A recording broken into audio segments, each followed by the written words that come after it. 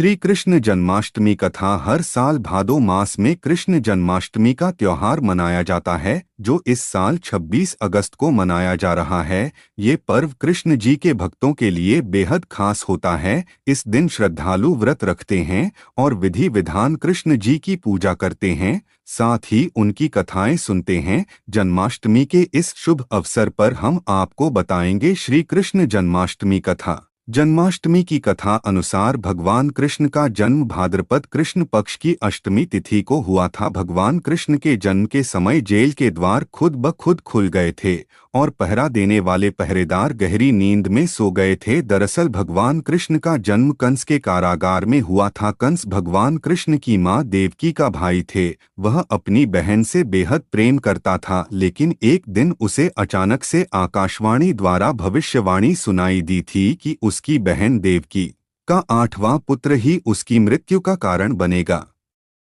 तब उसने अपनी बहन को मारने की सोची, लेकिन उन दोनों को बंदी बनाकर कारागार में डाल दिया।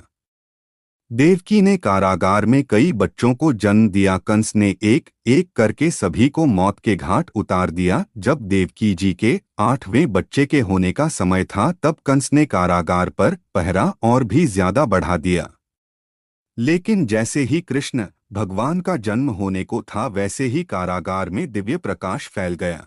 तब आकाशवाणी ने कृष्ण जी के पिता वासुदेव जी को निर्देश दिया कि वे बालकृष्ण को गोकुलधाम में नंद बाबा के पास छोड़ आएं और वहां से उनकी नवजात कन्या को लाकर उसे कंस को सौंप दें। आकाशवाणी के बाद वासुदेव की हथकड़ियां अपने आप खुल गईं और कारागार पर पहरा दे रहे सभी पहरेदार भी गहरी नींद में सो गए।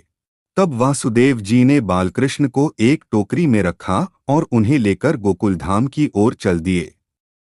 रास्ते में यमुना नदी को पार करते समय नदी का जल अचानक से उफान पर आ गया, लेकिन श्री कृष्ण के चरण स्पर्श करते ही यमुना शांत हो गई।